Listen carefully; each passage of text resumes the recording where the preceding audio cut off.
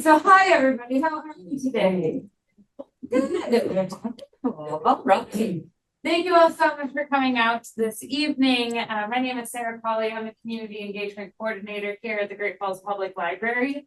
It's my pleasure to always be doing programming like this, but to also be a part of great partnerships within the community as well. So tonight, our partnership is with the Sun River Watershed Group, which is one of my personal favorite nonprofit organizations within Great Falls, but I'm not telling you who to like. But I want to give Tracy here, the executive director, I want to give her an opportunity to tell you guys about what Sun River Watershed Group is.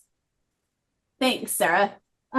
So Sun River Watershed Group is a nonprofit organization, and we work to restore and protect the resources of the Sun River and its communities, basically from Gibson Dam to Great Falls. So we do large-scale projects like river restoration or irrigation efficiency type projects, but we also do river cleanups and weed pulls and volunteer events. We have a rain barrel workshop that's very popular. It's the Saturday before Mother's Day, and it rotates around to the towns in our watershed. This year it will be in Great Falls at Oddfellows Park. So if you check out www.sunriverwatershed.org or look up Sun River Watershed on Facebook, come grab some of our paraphernalia off the back table there before you leave, and you'll get dialed into our work. I'm really excited to be part of this group. Sarah and I have been talking about trying to partner some kind of river conservation, writing, books. We're nerds for all those things. So this was a really cool opportunity to bring some really great folks to our little town. Yeah. So Stories from the River is just that. Stories from different authors, from different places, and all linking back to Montana, specifically the Sun River watersheds, in some way, shape, form, or another. Dr. Kurt Fausch here is obviously tonight's speaker, which is really exciting. Dr. Kurt Fausch is an award-winning scientist and author focused on the ecology and ethics of streams and rivers. He's a professor emeritus at Colorado State University, where he taught for 35 years. His research with scores of students and collaborators on streams and their fish and other organisms took him throughout the Midwest and West and to northern Japan. His experience with Japanese colleagues were chronicled in the documentary River Webs, broadcast widely on PBS. He received Lifetime Achievement Awards from the American Fisheries Society and World Council of Fisheries Societies and the Leopold Conservation Award from Fly Fishers International. Tonight's presentation is obviously on Zoom, so I do ask that when we get to the question and answer period at the end, we will pass around a microphone just to make sure that we can be heard and that he can hear you. We also want to make sure that we all understand that technological difficulties may happen at any point in time, so please be patient if any of those do occur. We did a run through earlier. It seems like everything's working fine, and then we haven't touched anything since then, so I think we'll be okay. But we will be going through this really fantastic presentation. Tracy and I were lucky enough to sit in on one that he was doing a few months back, and it is amazing. So please, without any further ado, join me in welcoming Dr. Kurt Fausch to kind of the Great Falls Public Library. Well, thanks very much, Tracy and Sarah, for that invitation. I have many connections to Montana, and I appreciate all of you coming to hear this talk, either online or in person. So my message today is that rivers are critical for human survival, but we need much more from them than simply water to drink, fish to catch, and water to grow crops. Rivers are essential for us to be whole people. But to bring them into our future will require an ethic that melds different types of knowledge and different ways of knowing. And so my work for the last 5 years has been to try to imagine what such an ethic might look like. So is that a good volume for everybody, either Sarah or Tracy? Yep, we are good. You can keep on going. Great. Sounds good. So my talk, the outline is pretty simple. I want to give a little history of who I am and how I got to the next chapter of thinking about writing these ideas, and then use examples from 2 rivers that I came to know really well, and finally end with imagining an ethic for running waters. So I'm a fish biologist at heart. I went to graduate school in Michigan, and I worked on the effects of non-native trout and salmon on native trout. So this is a brown trout in the Pigeon River in the northern part of the Lower Peninsula. And I studied the effects of these on the native brook trout in Michigan for my master's degree. That was a field study by snorkeling. And then for my PhD, I got interested in the effects of the Pacific salmon that had been transplanted to the Great Lakes, in particular coho salmon. There was concern that their juvenile coho salmon could maybe outcompete the juveniles of brook and brown trout. So we built an artificial stream. We brought all this into the lab, also studied it in the field, and developed some simple theories about how fish choose and compete for positions in streams. And so in the fall of 1982, I arrived at Colorado State University looking something like this. Lots of hope and promise, but probably not much else at that point. Over the next 35 years, we did research in 3 different interacting themes. The first one being broadly, what habitat do fish in streams need? So this is a typical mountain stream in the mountains of Colorado. It looks pristine, beautiful forest, almost distilled water. And yet these streams are highly altered. The reason is that when the Transcontinental Railroad was built across the US in the 1860s, those hundreds of thousands, if not millions of railroad ties were cut from these forests. These are lodgepole pine forests. The ties were made in the woods, and then they had to be driven down these stream channels, but they couldn't do that until they removed all the logs and boulders, which are the things that create pools that fish need to survive the winter. So along about the 1930s, fish biologists decided that these streams needed some of that structure, and they began to build these kinds of perpendicular log structures. We call them log weirs or log drop structures. But by the time I arrived in the early 1980s, nobody had really determined whether these were effective at increasing trout. And so we did a big field experiment, 6 different streams, treatment sections with 10 logs, control sections without any logs. And what we found is indeed these structures increase trout populations by about 50%, by about half again, which is a big deal. But the reason was not because they were surviving in those sections better, but indeed because they were moving throughout these watersheds. And we needed to really understand things more at the watershed scale to be able to determine what these fish were doing. So that led us to this idea that fish really need whole riverscapes. You can see down in the lower right-hand corner, this is a segment scale, which if you convert that to kilometers is between 1 and 100 kilometers. So the point we're making here is that the habitats that fish have to carry out their life cycle are dispersed throughout these watersheds at this pretty large scale. They spawn somewhere in the main cartoon there. The juveniles rear somewhere else. The adults use habitat during the summer somewhere else, and often downstream in larger, deeper waters for overwinter. So the implication of this is that anything we do in these watersheds, and particularly every culvert under every dirt forest road, is typically a barrier to fish trying to move upstream. So when we have any barriers, diversions, dams, whatever, basically preventing these fish from getting to the places that they need. This is a fish you have in Montana, the bull char or bull trout. These fish characteristically use about 100 kilometers of river when they have it. Their overwintering locations are often that far away from the places that they spawn and rear. And even small 3-inch minnows out in the Great Plains of eastern Colorado here can typically need 20 to 100 kilometers to carry out their life cycle. Another topic that I've always been interested in since graduate school is interacting species, and I had a chance to go to northern Japan, to the island of Hokkaido, and work with this young biologist on the left, Shigeru Nakano, on the 2 native char in Hokkaido. So on the right is Dolly Varden char, which we have in North America, and then white spotted char, which is found in the Far East. We were very interested in how these fish coexist. It happens that Dolly Varden tend to use upstream segments, so way up into the headwaters, much steeper than this. White spotted char downstream, but there's a zone of overlap. And since these are very similar species, we wondered how indeed they could coexist in these places.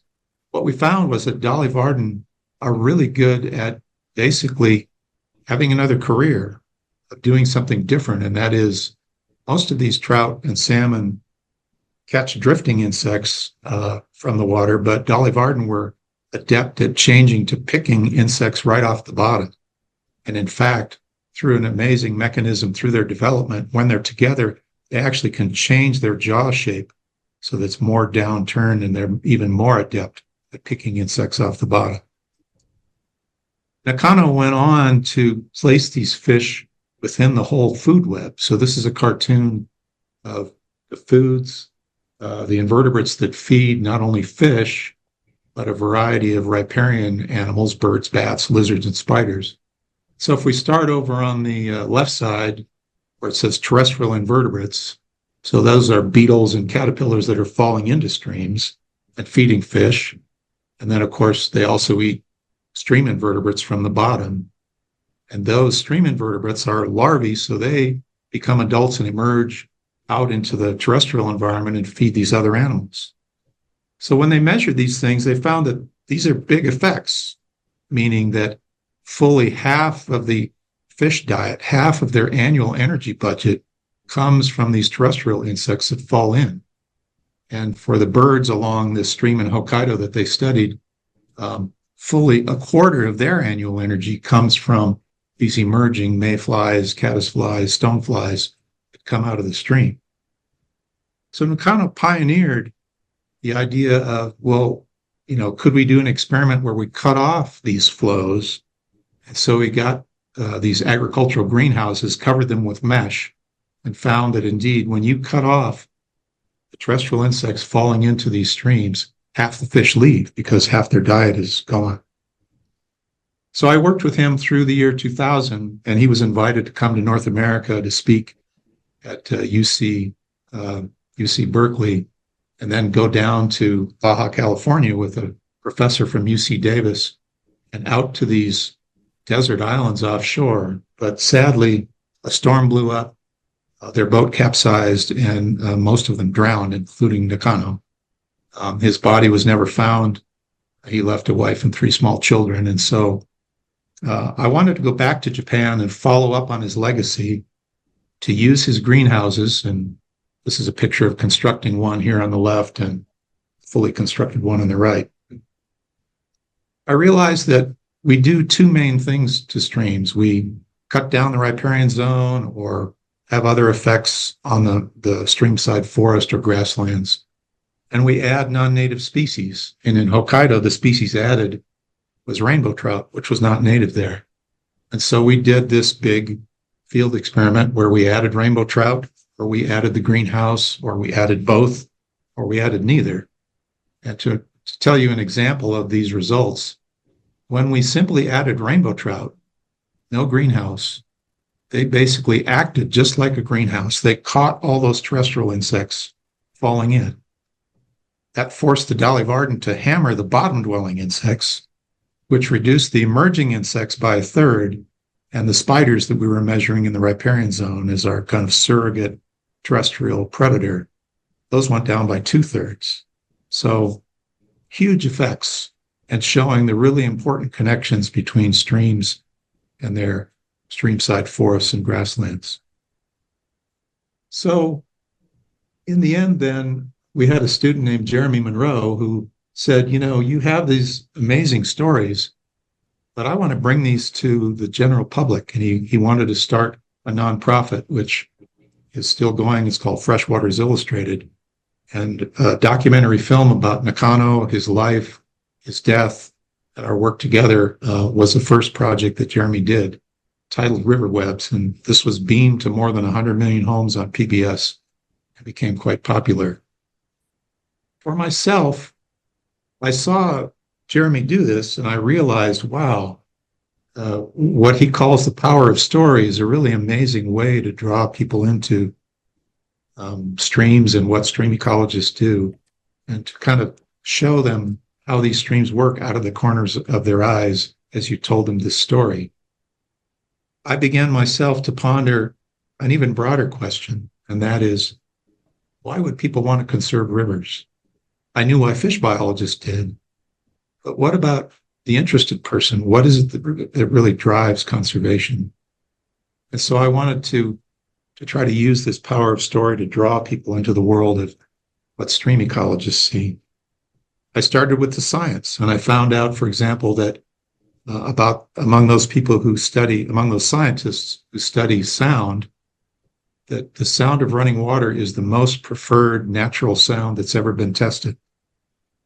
Simply the sights of streams or lakes or even oceans allow people to use less medication after everything from dental surgery to open heart surgery. They improve these views. Simply the views improve outcomes for children with ADHD and veterans with PTSD. And so I realized that there's really more even beyond that science that motivates conservation.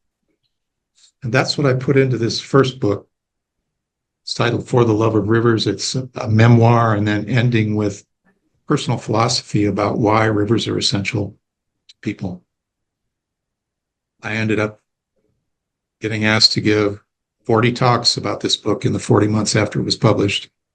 And it won a national level literary award for nature writing, which was totally unexpected. But I was still haunted by this idea of what will it take to conserve rivers, and what do rivers really mean to people? And so I went back and reread the essays of Aldo Leopold that are in a Sand County Almanac and Round River, and I encountered this, which was very meaningful to me.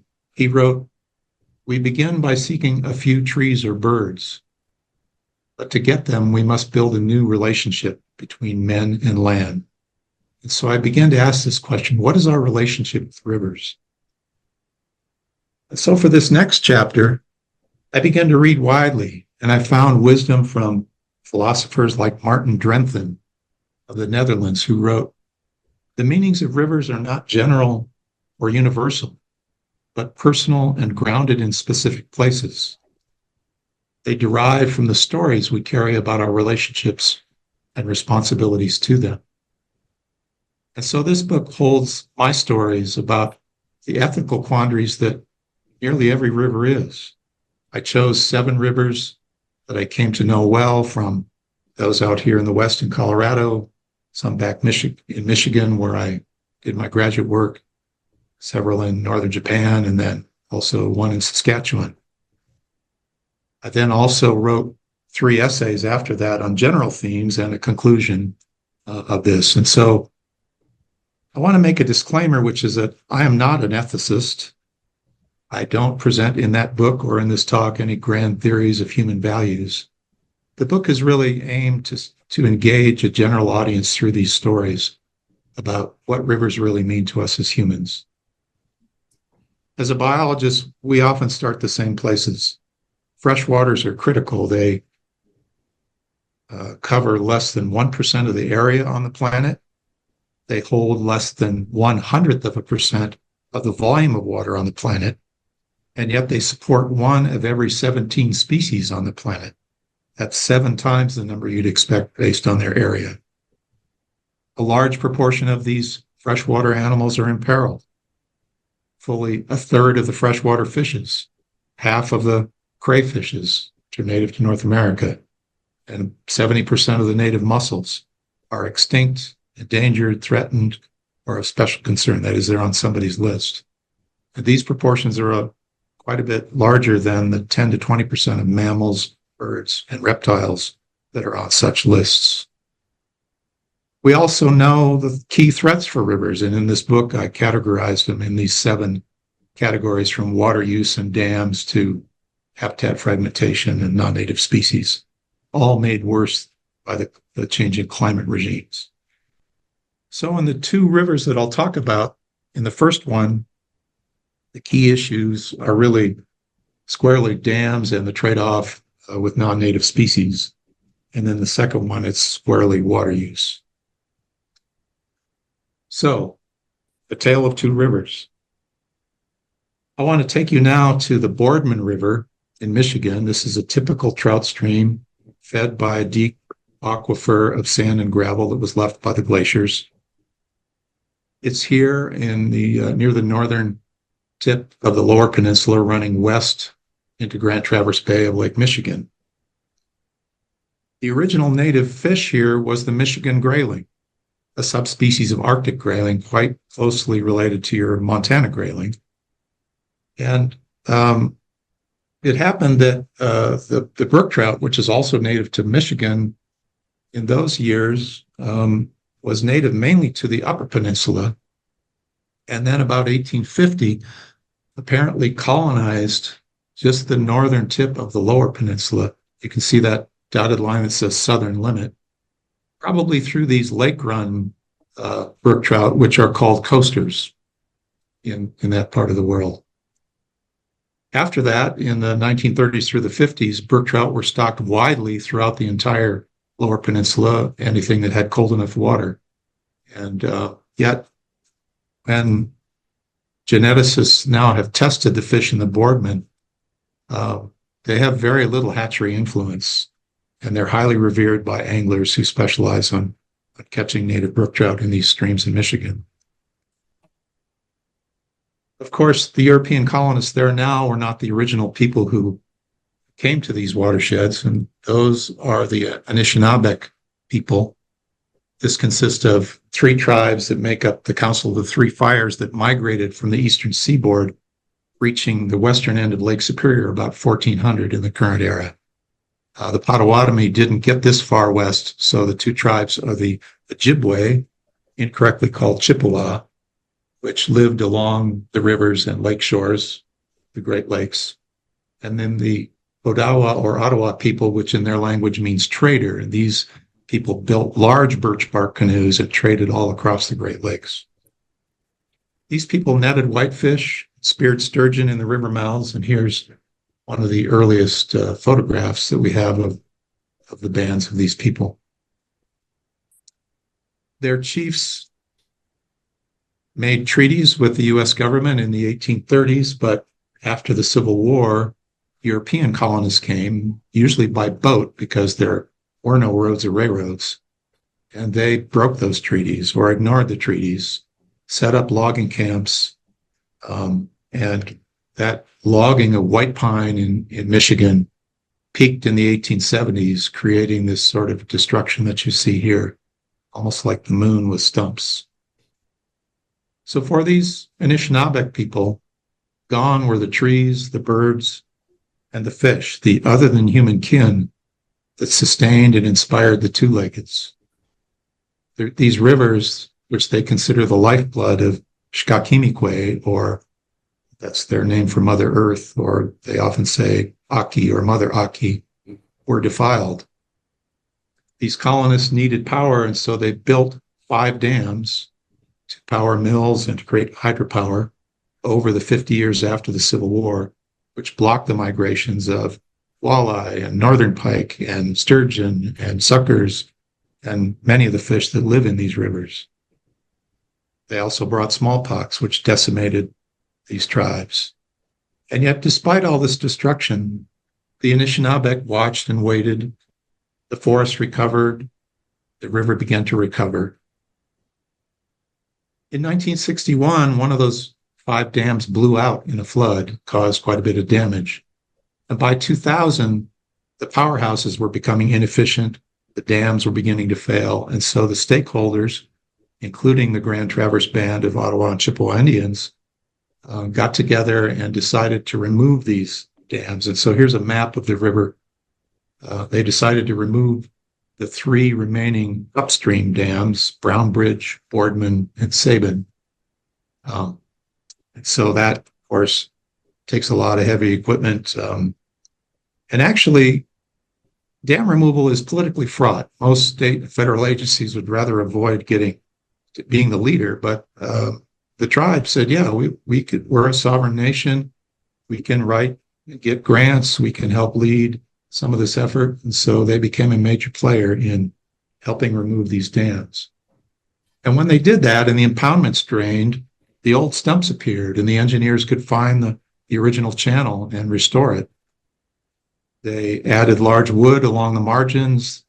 The water cooled. Those impoundments had warmed the water and the brook trout had declined.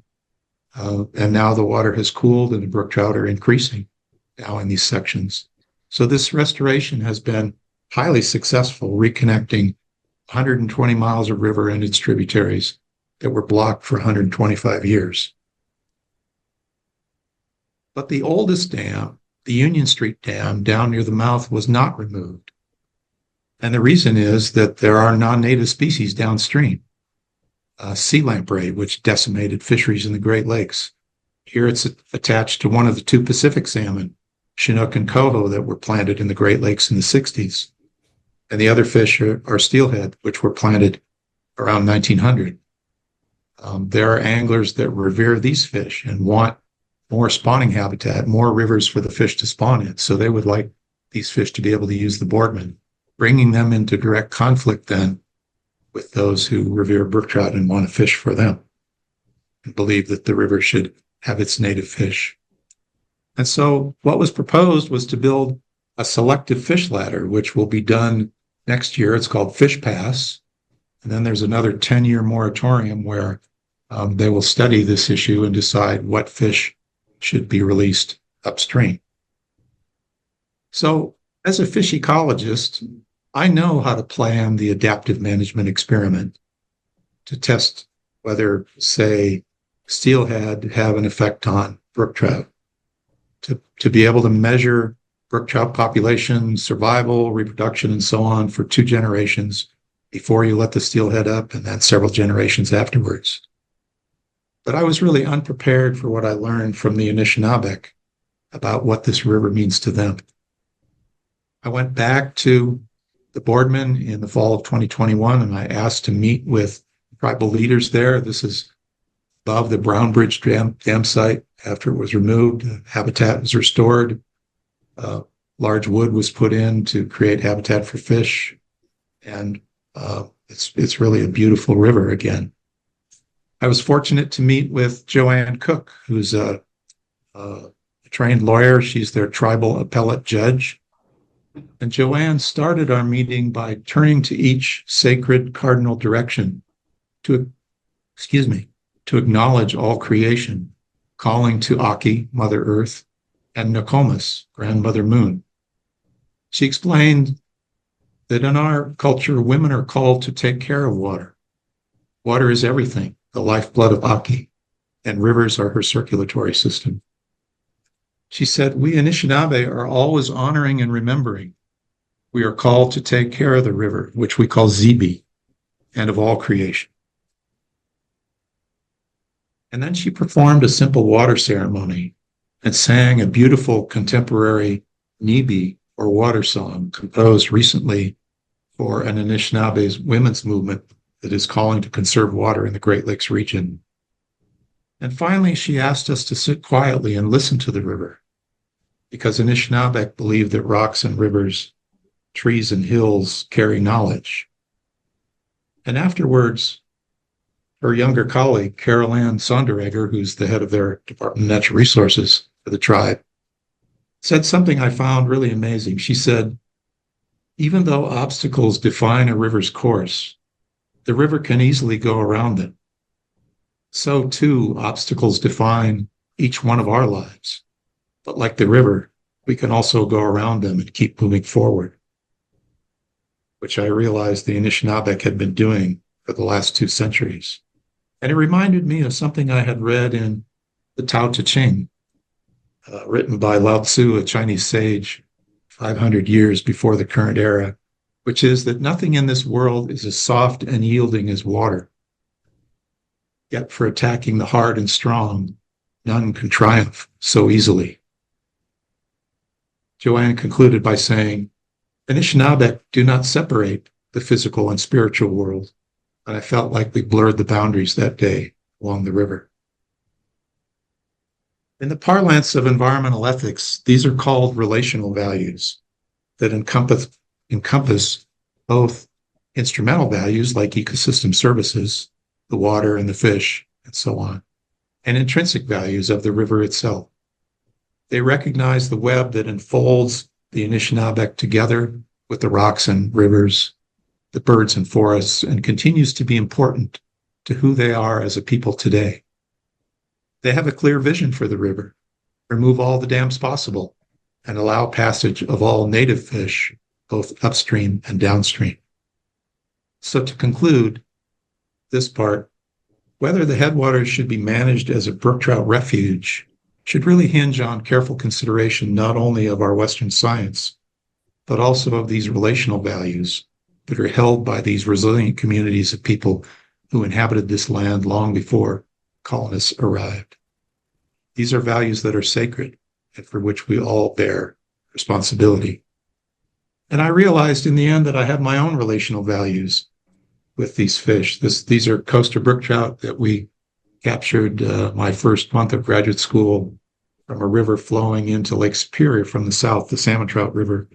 And then I studied native brook trout in Michigan for both a master's and PhD.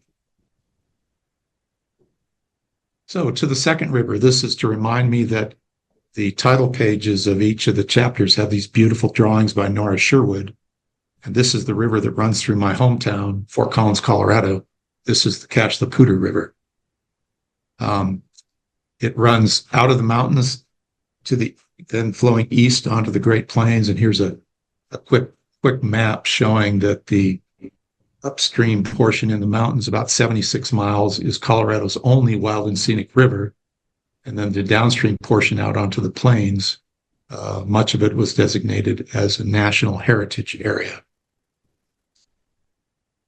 When Thomas Wittridge painted this painting, about probably 10 miles east of the mountains out onto the plains in 1876, the river had already been highly altered.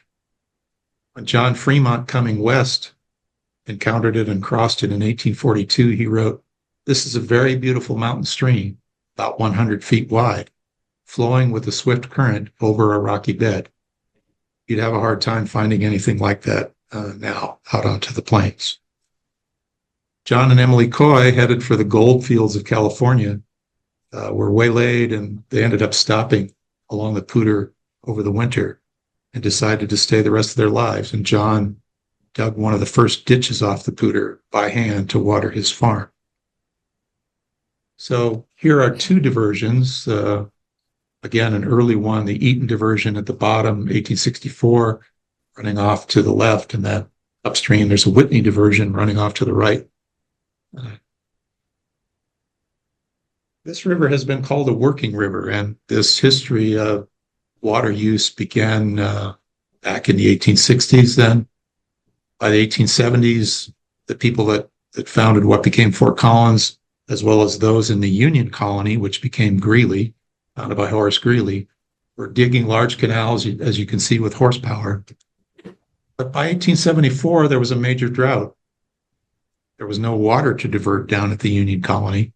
They came upstream and found that the Fort Collins folks were diverting all of the water and wasting a bunch of it. And so they nearly came to violence over that, but decided to pass a law called the Colorado Doctrine of Prior Appropriation, often coined, the saying coined, first in time, first in right, meaning that anyone who files for water and diverts it and puts it to a, quote, beneficial use has the right to that amount of water forever.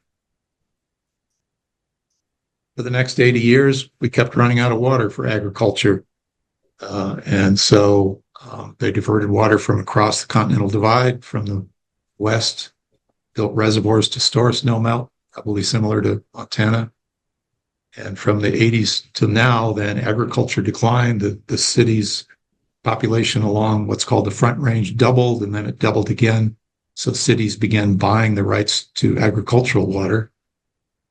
People became concerned that they were going to build a dam in the canyon, so the Wild and Scenic River portion was designated, and then the downstream portion a decade later. And in the new millennium, then there were two new reservoir proposals, one called Glade, which has been permitted. Glade, currently before Glade, we divert 3/4 of the virgin flow from the river. And Glade Reservoir is slated to take half of the quarter that's left. There were environmental analyses and a mitigation plan created to reduce dry ups below these diversions, to build fish ladders over them to allow fish to pass throughout this riverscape, and also to create 3-day flushing flows to try to maintain the channel, to have some of the flooding that's necessary to do that. But as a fish ecologist, that's my background. I really have to ask, if you have basically only 1/8 of a river left, can it really be working? And so in one of these synthesis essays, I decided to take that on head on and ask about what right we humans have to take water from a river. Certainly the 3 monotheistic religions on the planet and virtually every indigenous culture holds that water is a source of life that we're all called to share.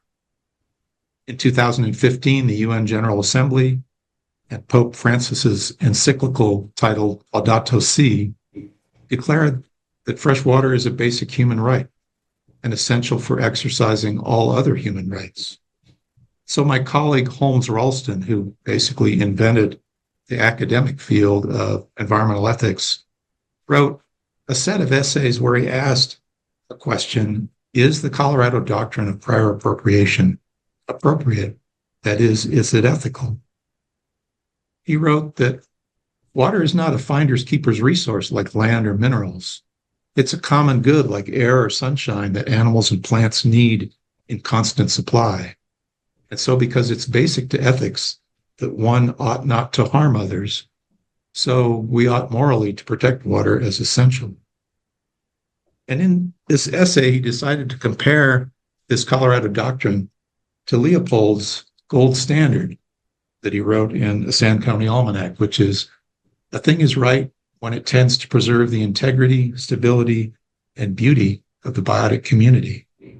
And so placing our doctrine up against that, it really says that a thing is right when it's senior. Ralston calls this using water archaically, and then goes on to say there's nothing moral or natural about senior rights held forever, so that in dry years, other people and even the river itself receive little or no water. But he goes on to say, actually, the original rights holders have all died, and many of these rights have been sold to the highest bidder. Water, in this sense, is no longer a resource to support the yeoman farmer, as our founders like Jefferson imagined. So now we're in an era where the mantra is a thing is right when it's marketed freely, where water is an economic good, and nearly any use of water that can turn a profit is considered, quote, beneficial under the law. In Colorado, we say that water flows uphill to money. Those who divert the water pay nothing for the water itself. They pay for the water right, the right to do that. And the infrastructure to store water and move it around has been highly subsidized. So Ralston ends by saying, perhaps we should think about using water ecosystemically, where we keep our human cycles of water use within the larger hydroecological cycles and avoid expanding cities that demand water extracted from distant rivers or ancient aquifers.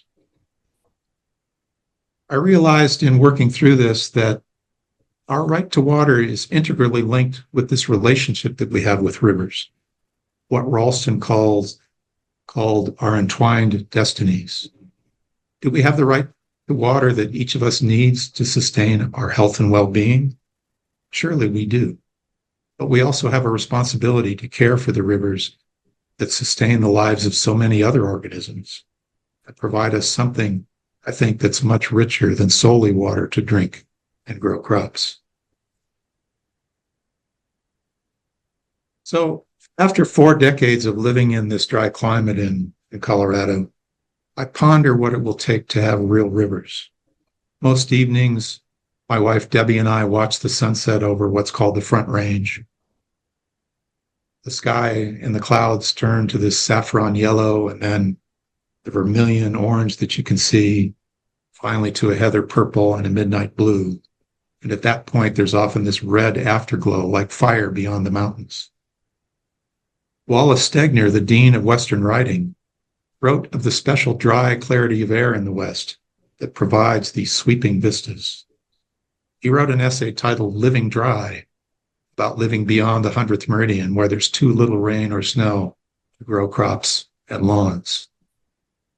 He wrote, one has to get over the color green and learn to appreciate more muted tones, like the tawny and buff and ochre of our sedimentary foothills. But given the current stresses, what hope do we have for having real rivers? What hope do we have for the Poudre, for example? More than 45 years ago, during an intense drought in California in the 1970s, Luna Leopold, the second son of Aldo and Estella, penned an essay where he pondered the interface between utilitarian uses of water and an ethic for managing it. He wrote that sound water management will require the highest level of statesmanship, including careful planning to address events like droughts, which are certain to happen, but uncertain in timing. And he concludes with this critical tension between the practical and the ethical.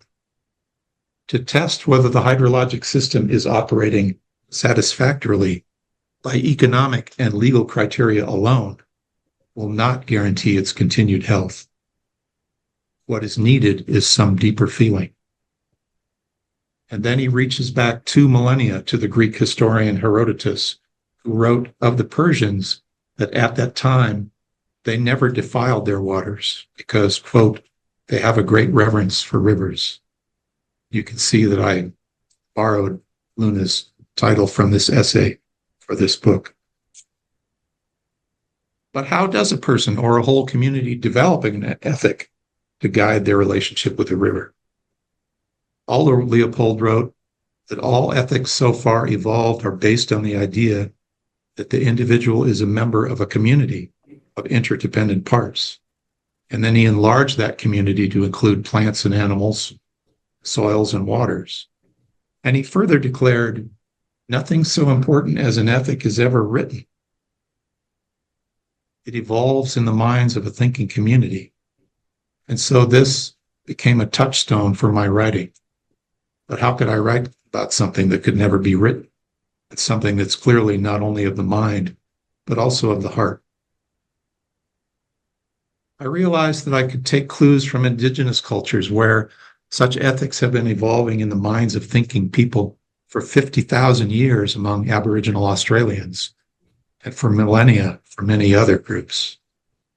For example, the Anishinaabe here along the Boardman consider that humans must live up to certain obligations to animal other than human kin that sacrifice their bodies to nourish two-leggeds. So if extended to rivers, which they also consider other than human kin, it might be framed as something like this. Treat rivers with a grateful heart and live a life that honors the gift. Use a river only for a genuine need. In other words, don't waste water. And when you get done using it, return the essence unaltered. Finally, give reciprocal gifts, which I imagine might be things like the insects and invertebrates and leaves and wood that fall into streams from healthy riparian zones. For our part, we've learned much from Western science on how to manage the threats that rivers face. We know how cold water has to be to support trout, and how connected riverscapes must be to sustain everything from sturgeon to minnows. We know the key connections with riparian zones that support life all throughout and beyond rivers, the birds and bats and spiders. This is what I spent 4 decades learning and doing. But Aldo Leopold also wrote about the limits of this knowledge in a most meaningful essay about the River Gavilan in Mexico, where he hunted in the late 1930s. He wrote that professors select only a few organisms to study from the many that make up the instruments in the great orchestra that plays the Song of Songs in any river landscape. We spend our lives taking these instruments apart, describing their strings and sounding boards. But if we pluck their strings and listen for music, we must never admit it to our students or our colleagues, because the construction of instruments is the domain of science, while the detection of harmony is the domain of poets. The great moral contribution, he goes on to write, of science is objectivity, the aim of which is to serve progress, which tends to bring ruin to rivers. And then he ends with this, which I think is amazing, that the good life on any river may likewise depend on the perception of its music, and the preservation of some music to perceive is a form of doubt not yet entertained by science. So it took decades for me to hear the song Leopold described, the speech of hills and rivers, the vast pulsing harmonies of the great orchestra. But finally, I began to understand both the power and the limits of our Western science. The power to answer questions of what and how, but less so why, and wholly unable as a blunt instrument to parse the meaning of relationships between rivers and ourselves. Other scientists and philosophers like Alfred North Whitehead of Britain and Paul Schoolison of Iceland agree with Leopold that when we reduce the natural world to a mechanical system, in the best tradition of Galileo and Descartes, who defined the first principles of Western science, we can lose our relationship with nature. And in doing so, we will deal with only half the evidence provided by our human experiences and miss those like wonder, awe, and reverence that influence how we think and act and lend meaning to our lives. So to conclude, and here's a picture from your state of the North Fork of the Big Blackfoot River in Montana. If our Western science, as important as it is, can only get us so far, then I believe that more will be needed. A melding of indigenous worldviews, the wisdom of our progenitors like Aldo and Luna Leopold, and the rich body of Western science, what some have come to call a two-eyed seeing approach. So I've created these 5 dimensions that I think try to capture these ideas. Imagine a worldview where rivers are the lifeblood of Shkakimikwe, providing water that is sacred to all life, an ethos that calls us to love and respect rivers as our own kin, where we use water gratefully and ecosystemically, endeavoring to keep our circles of human water use within the broader circles of ecosystems, where we strive to conserve the flowing connections that river biota rely on to fulfill their ancient rhythms, and where we sustain river valleys so life can flow from rivers to landscapes and back again, sustaining life all along and around these ecosystems. And fourth, imagine arranging our lives so water returning through the great hydrologic cycle is clear and clean, ensuring those downstream and in future generations can enjoy the gifts of rivers, where we borrow the land and its rivers from our children and pass them on better than we found them. And finally, imagine a world where we take moral responsibility, as Native American philosopher Viola Cordova taught, for co-creating in the next moment a rich, full, and vibrant universe where we, our descendants, and the communities of other than human kin can thrive. So with that, I will leave you with a picture of this book. I narrated it last fall. It's now out on Audible, and you can see both books at riverethic.com. And if you'll allow me a little bit of patience here, I want to show a little short 2-minute book trailer video created by Jeremy Monroe and his folks at Freshwaters Illustrated. Come on, come back. Where are you? Trying to find my cursor, folks. There it is. Come back. So when I wrote the last book, I was trying to draw people into what it was like to study streams. I've had a whole career of being around streams and rivers, and I wanted to show people more of that story. I felt like more people needed to know what it is that is in rivers, how they work, and what we stand to lose. Sure, the volume's up. Sorry. Rivers are much more than just channels that carry water. They're almost like a living organism because there's so much life both in them and here around them in this riparian zone. So many organisms, both plants and animals, depend on these systems. So in a way, rivers are really life.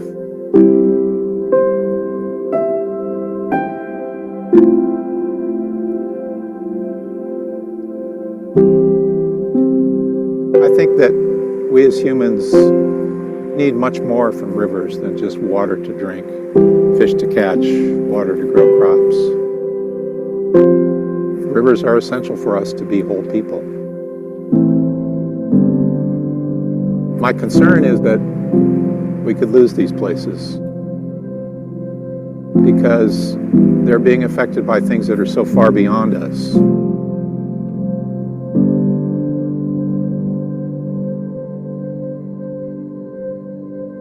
I really wanted to explore the idea of our relationship with rivers and what it might mean to have an ethic for running waters.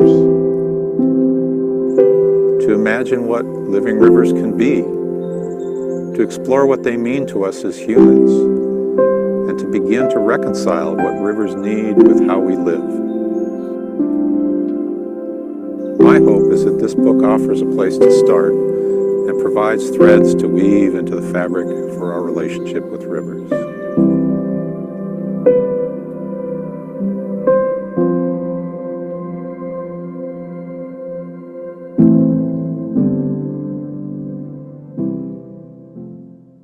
Thank you very much.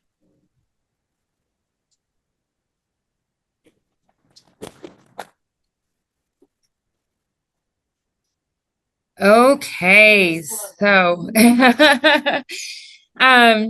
so for folks here in the room, again, we are going to use the microphone, and Bailey here will pass it around.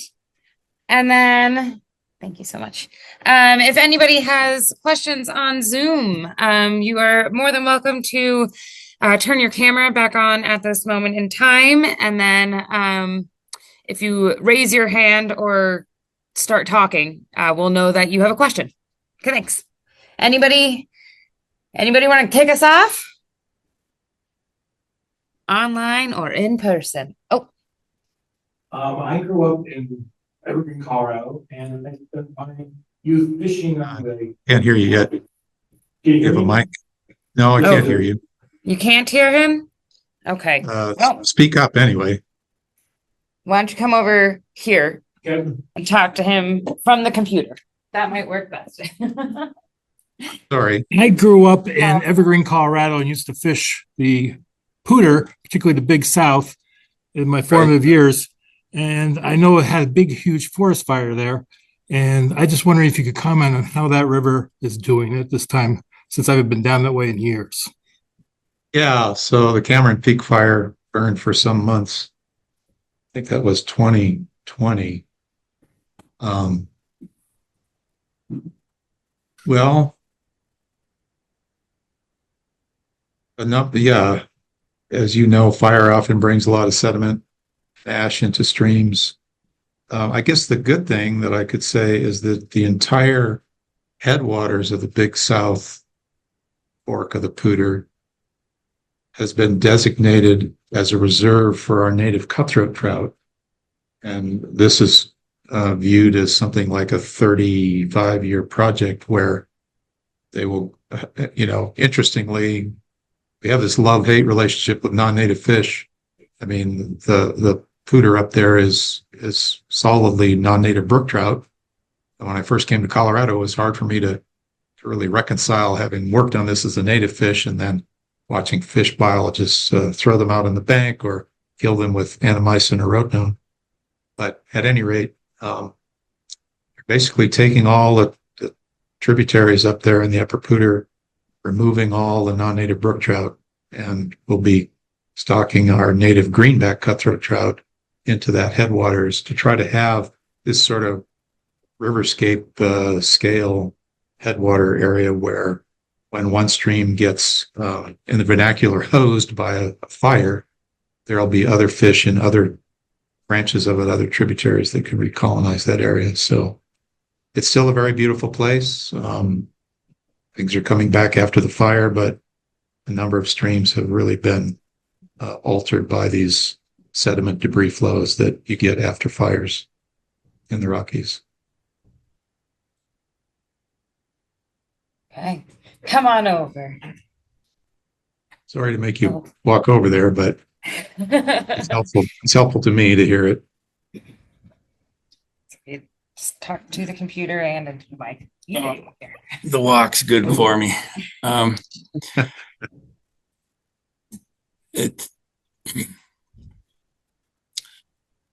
I accept what you're saying. My question is, and it deals with Montana too.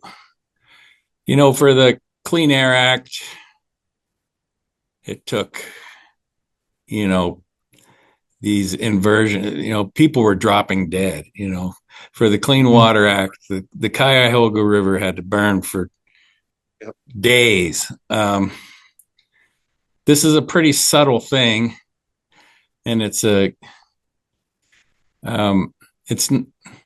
I completely agree with what you're saying, but like when you start talking to farmers and ranchers about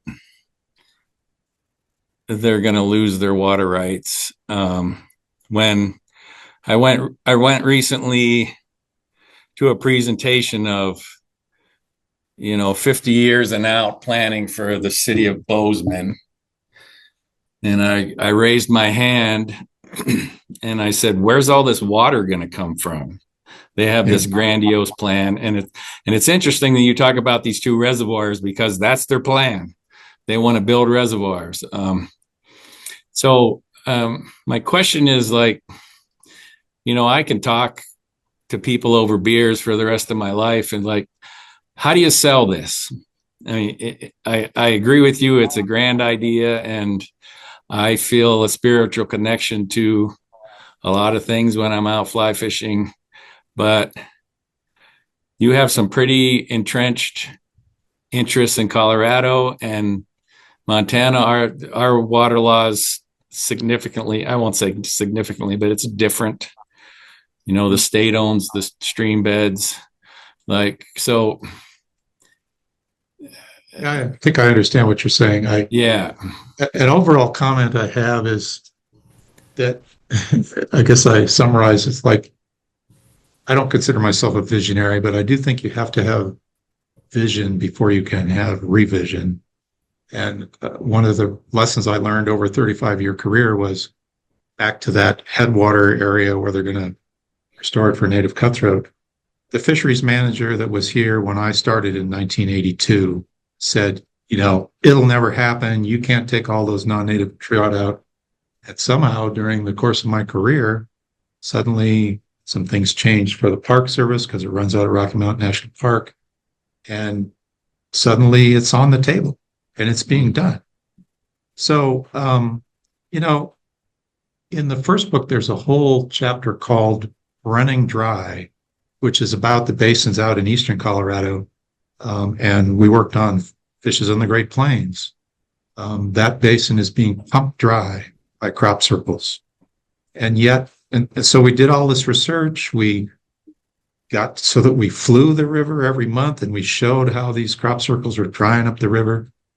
And, it's like 400 million cubic meters of water to support $400 million of agriculture per year. It's very productive for growing corn and alfalfa. And I was asked to go out and speak there after all our research was done. I mean, we just thought, okay, we're doing this cool research. We can show how the river is drying up. We're losing all these native fishes. But there's nothing that can be done because this is people's livelihoods. I mean, it's $400 million a year. And yet we were interacting with some of these people, and I went out there to give a talk, and I thought, I'm going to get booed off the stage, just like you're talking about.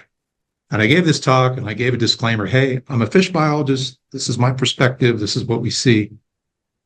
And I had people coming up afterwards that said, we stopped using our crop circles, and we're fourth generation. Our people, our great grandparents homesteaded this land and dug wells. You know, the river for them that they were drying up is a place that they go and hunt turkeys and deer and have their picnics on the 4th of July. And we kind of brought home to them because we were showing them this 100-kilometer scale map of how the river was drying up. They sort of knew that, but they didn't really. And so they started, the Nature Conservancy was out there. They started a program to try to map soils in crop circles, to use a computer to run it at different speeds so they would only use the amount of water that the soil in that arc could absorb. And I was just amazed at how much they really cared when it came down to, you know, okay, yes, this is our livelihood, but we also want to have this river. So, you know, I don't know. My dad was raised on a farm in southern Minnesota. He was a professor of animal science. I took my students out to that watershed for a field trip every year. They were so happy that somebody would come out and try to understand their operation, just like I knew they would be. But the students would ask them these hard questions about pumping groundwater and how much the level was going down, and you know, and yet be amazed at what it took to farm and what it took to create all this corn that fed the beef that they ate at McDonald's. And so I felt like I was really doing a service for these groups of people to get together and talk to one another. And we would come back the next year, and the farmers would have better answers to the students' questions. So there's no simple answer. One of the chapters in this book is about the Clean Water Act and about, you know, how do you decide what rivers to protect? I was involved in a large panel under the Obama administration to try to modify the Clean Water Act to bring it more in line with the ecological needs in rivers. And that's been back and forth with the various administrations. But it really comes down to, like, where does a river begin? When does it become jurisdictional? When do you start regulating it under the Clean Water Act? And what are you really regulating? So I tried to take that on in one of these synthesis essays.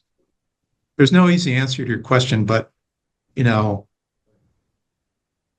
I've had civil engineers who think only about water as a physical entity at my university come up to me after talks like these and say, Kurt, you've just put into words why I study rivers. And I thought, man, if those feelings are inside of you as a civil engineer, to which you're not considering any of these things, then they're inside of everybody.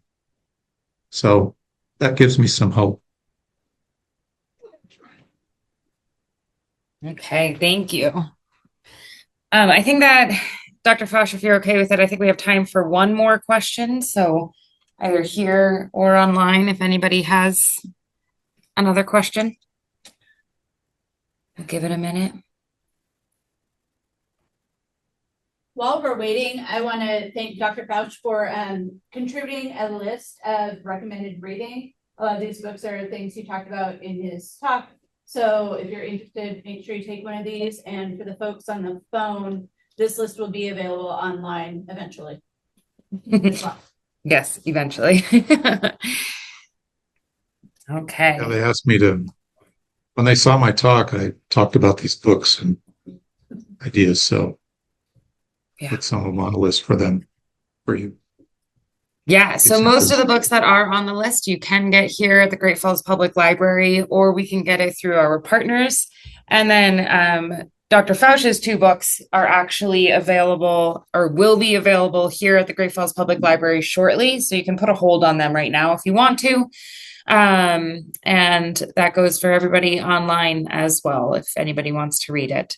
It is on Audible. It is not on Libby, unfortunately, yet. We'll work on it, Dr. Fausch. It's our online Audible or audiobook app, but okay. Well, thanks so much to everybody for coming, and those online as well. And I wish you all the best. Yeah, thank you. Okay. All right. Well, as always, thank you all so much for being here this evening. As Dr. Fausch said, here in person or online, we really appreciate seeing you all out and about. Just a reminder, there is always something happening here at the Great Falls Public Library. Each of you should have gotten a bookmark about some of the programs, the documentaries that are happening in March. So we are doing our documentary series again. The Indie Lens films are every 3 weeks, roughly. And then we are partnering with Montana PBS to do a special cut of the stories of us, or the story of us, which is about the women who shaped Montana. So these are going to be fantastic. Basically from now until, I don't know, the end of the world. We have programming every Tuesday and Thursday here at the library for our evening programming. So please keep that in mind. If ever you're bored on a Tuesday or Thursday at approximately 6:30, we have something happening. Woo! So keep that in mind. As always, we are so happy to have you all here. Thank you to Tracy and Sun River Watershed Group for being a partner. Can I do one more plug? Yeah, absolutely. So our book, our speaker next month, the third Thursday next month, is Pete Fromm, who is he kind of has worked a couple summers as a fish biologist or a fish technician, and wrote about that experience, and also has written several novels, short stories, and some nonfiction, and basically the river is a character in his book, and he's amazing. So we're looking forward to having him. And a book club plug. Mark and I belong to the Missouri River Fly Fishers, and we have a book club. This month we're reading Dr. Fausch's books. Next month we're reading a couple from Pete Fromm, and we meet the last Sunday of the month at Annie's Pack House at 3, and we talk about the books that we read that month. So just a little plug. Keep reading. Thank you. Yeah. Yeah. So next month, the stories from the rivers, Pete, we can't wait to have him physically here. So although this was great, Dr. Fausch, and I'm happy that we have technology to do things like this. We will have another in-person program next month. So. And no earthquake tonight. And no earthquake tonight. We are succeeding on so many levels. Well, thank you all so much. I hope that you have a good one and get home safe, and we'll see you later.